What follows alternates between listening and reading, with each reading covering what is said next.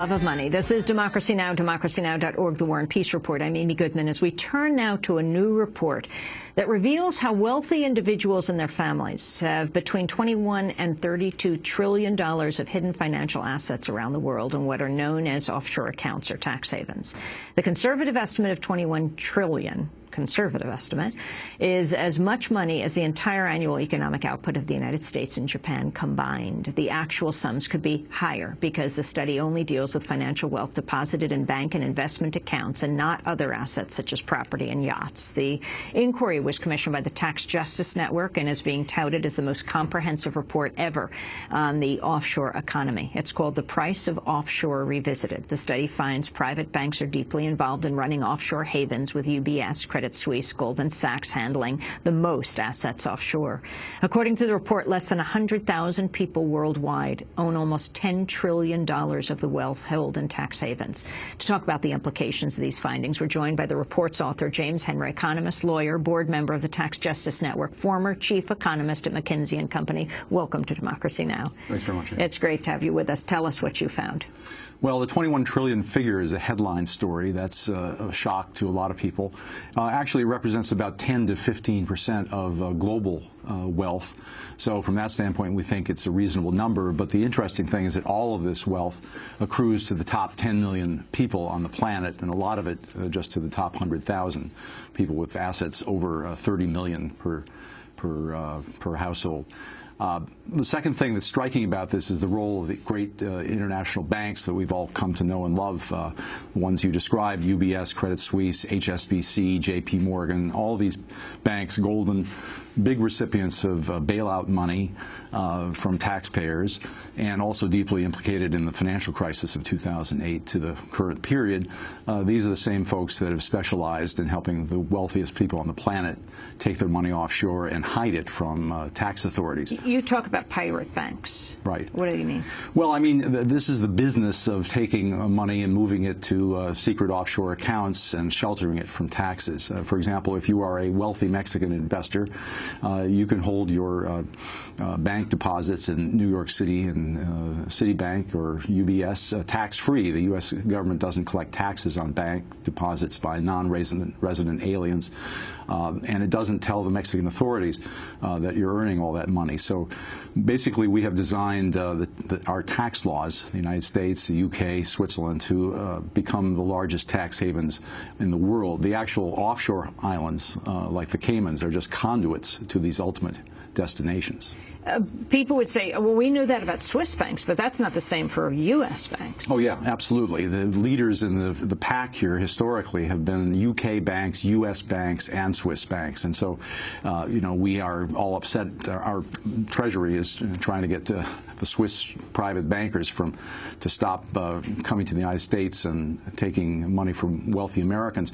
But our banks have been doing the same thing for decades with respect to Latin America, the Philippines, you know, much of Africa. And that's a system that the banks have really designed. Let's talk about the continent of Africa and what this means for various countries, and most importantly, the majority of the populations there. Yeah.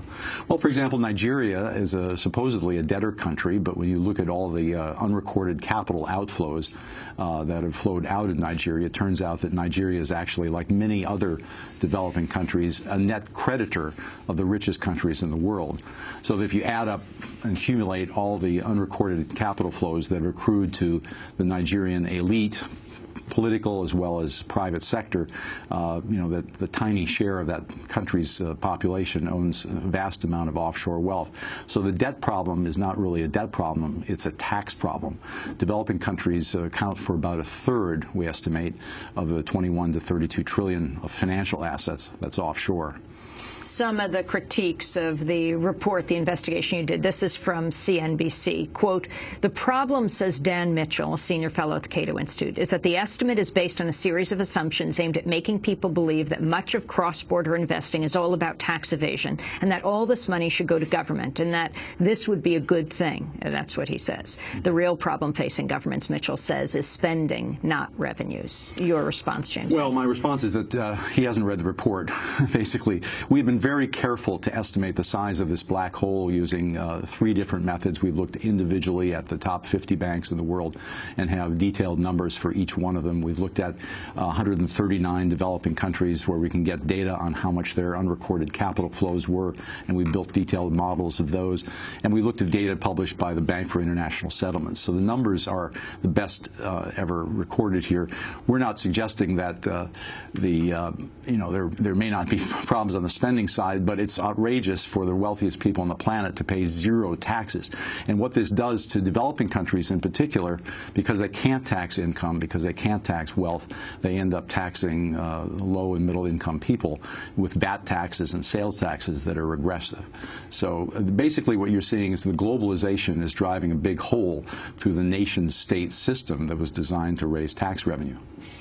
Let's go to Mitt Romney, because that's why the whole issue of offshore accounts has come into the big consciousness of the overall American population right now. The presumptive Republican presidential nominee speaking to Radio Iowa earlier this month about his foreign investments.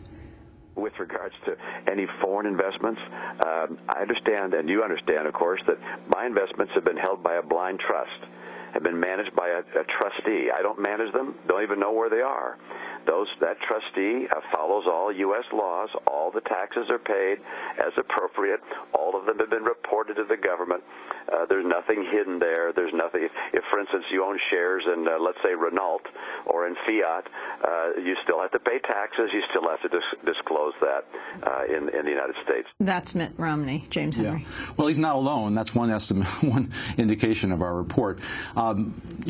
Basically, you're looking at behavior that's engaged in by a lot of Mitt Romneys, and essentially the United States is facing kind of a stark choice in this election between the first president in history who has really had offshore accounts like this.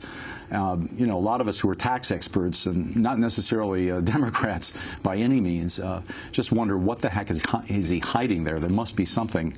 John McCain released 23 years of his tax reports, tax returns. Romney is still stopping with 2010.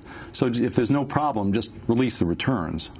I want to go more to Mitt Romney's, the issue of his hidden wealth. He was speaking to Face the Nation. Senator Dick Durbin of Illinois challenged Mitt Romney's to be more transparent with his finances. Mitt Romney has failed to make an economic disclosure that every president and candidate for president has made in the last 36 years. It goes back to his father, who disclosed 12 years of tax returns. He's disclosed 1. Secondly, he is the first and only candidate for president of the United States with a Swiss bank account, with tax shelters, with tax avoidance schemes that involve so many foreign countries. And the third is that when it comes down to his Swiss bank account, there is just no way to explain it. Okay. You either get a Swiss bank account to conceal what you're doing, or you believe the Swiss franc is stronger than the American dollar. That's Senator Durbin. James Henry. Well, I think that he's absolutely right. We should demand disclosure. This is a situation where you have essentially representation without taxation, not only for individuals but also for corporations that are able to move their money offshore, conceal it, and then come back to Washington and have enormous political impact on the system, spending their money under Citizens United.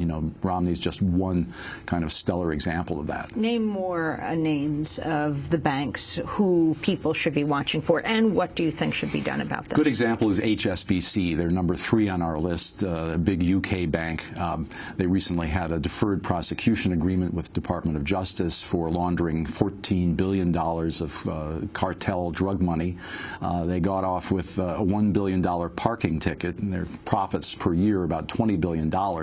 So, this is the Obama administration basically deciding not to close this bank, even though investigators that I've talked to at the bank who've looked at the bank closely say this is like BCCI in the 90s. The only difference is that that was a Pakistani bank, which we decided to close down. HSBC is just one of the top 10 banks on this list. Collectively, those 10 banks manage about $6.3 trillion of the $12.3 trillion that we located in this top 50 banks. So, the other names on the list you mentioned, UBS, Credit Suisse, HSBC, JP Morgan, Pictet, Deutsche Bank, BNP Paribas, Barclays. These are the. What about large corporations? You talk about moving intellectual property offshore. Yeah. Corporations like Google and Pfizer. Right. Well, in our film, We're Not Broke, which was a Sundance documentary, we discussed corporate tax evasion, and this is the latest trend in software industry and also in the healthcare industry, drug industry. Pfizer, Google, Microsoft, companies like General Electric are parking their intellectual property, their brands and software offshore in places like Bermuda and paying royalties to themselves and essentially parking the profits in these low-tax jurisdictions and not paying any taxes on it. So Google last year saved about $3 billion by that. So if you have, this core kind of value, intellectual capital, moving offshore to low-tax havens where it's never been produced, essentially is a kind of, decapitalization of the U.S. And all of these countries now also parked all these profits abroad to get tax breaks, and then they want a deal when they bring the money back. They want a repatriation tax cut, 5%. So what should happen? Well, we've tried this repatriation tax cut in 2004. It didn't produce any jobs, and we absolutely shouldn't get in. The corporate give into this lobby. The corporate income taxes and personal income taxes have dropped steadily since the 1980s on high-income corporations, and at the same time we've seen the growth of this offshore haven. So it isn't driven by tax rates; it's driven by greed. James Henry, why did you decide to do this report? I mean, you were chief economist at McKinsey, which isn't so different from Bain in some ways, a major business consultancy. Well, I've done a few things since then, and I think, I'm on the global board of Tax Justice Network, which is an organization that's grown up in the last decade to fight offshore havens, and we are, dedicated volunteers working on this problem of global tax justice. This is vital to democracy as well as to the tax system, because if you can't have fair taxes and you end up having representation without taxation. And I think the poorest countries in the world are forced to rely on very regressive taxes to pay their bills. We're going to link to your report. James Henry, economist, lawyer, board member of Tax Justice Network, former chief economist at McKinsey and Company, author of the report, The Price of Offshore Revisited. And that does it for our show. If you'd like to get a copy, you can go to our website at democracy.